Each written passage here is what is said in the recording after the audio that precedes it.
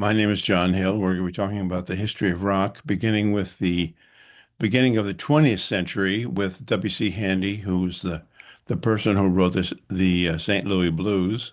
But rock didn't really come into existence until September 9th, 1956, according to me. And I dated from Elvis Presley's first appearance on Ed Sullivan.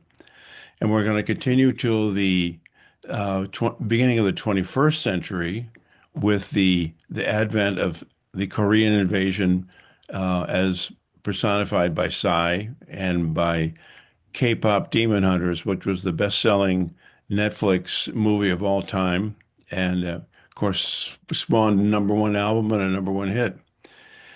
So anyway, I my background is that I've done pretty much everything there is to do in the music business, and I'm going to bring some of that knowledge with me when we talk about rock, because I've produced a lot of the famous people. I was first of all, a player, and I played in a TV band, and oddly enough, I played on one of the Stylistics records. So, anyway, I was a player, arranger, a producer, a songwriter.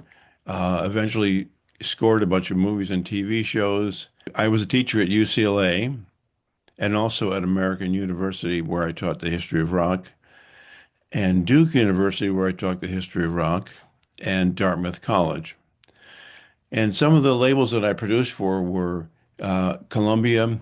Again, I was a staff producer for Columbia Records. So Columbia and Epic, which are both owned by Columbia, Atlantic, and Amy and Bell, which were later subsumed into Arista Records, 20th Century Fox.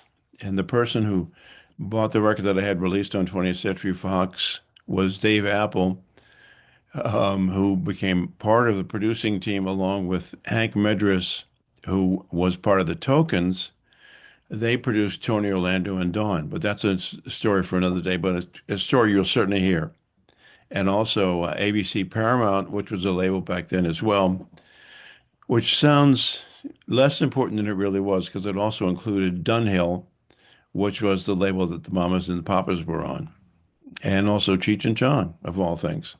And I also produced later on Dr. John and Fats Domino and Chuck Berry, but also Pacific Gas and Electric.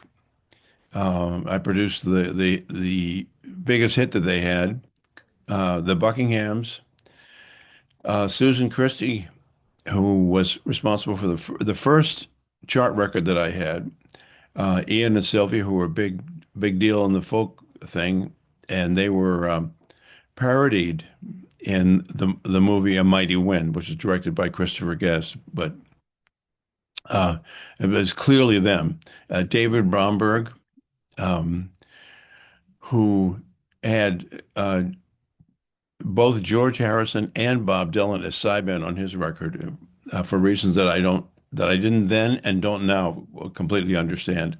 Margot Guryan, who's the person who whose first album I produced, and it was completely ignored and sunk without a trace then, but it has since become rediscovered and became something of a cult classic, as did one by Susan Christie, which became something of a cult classic, some unreleased stuff. And so I have produced not one, but two different people who have been rediscovered. Also, as a songwriter, I wrote some songs for Pacific Gas and Electric, including the hit that I talked about before, which I co-wrote with the lead singer, Charlie Allen. And the song was called Are You Ready? And the Buckinghams and the Grassroots, where I was able to achieve my specialty, which was to write the last song that an artist sang before they sunk into total obscurity, which was true of the Buckinghams and the Grassroots. And I wrote one for Cher, who did not descend into obscurity. Austin Roberts, who had a hit with Something's Wrong with Me, which is not what I wrote. The Staples Singers and the Tramps and the Bill Deal and the Rondells and God Help Me, the Partridge Family. So anyway, that's my background. And so when I talk about the history of rock, I'm talking about it from a point of view of somebody who's actually been there. And at Columbia, You know, there were a lot of people, a lot of famous people that I met. So next time we get together, I'm going to talk about the blues because that was very important in the history of rock, especially with early rock songs are sort of based on that. And actually more than early rock songs because there are some later songs and some contemporary songs that still have the same chord changes. So anyway, that's what we're going to talk about. And thank you for being here. And I'll see you next time. Thanks.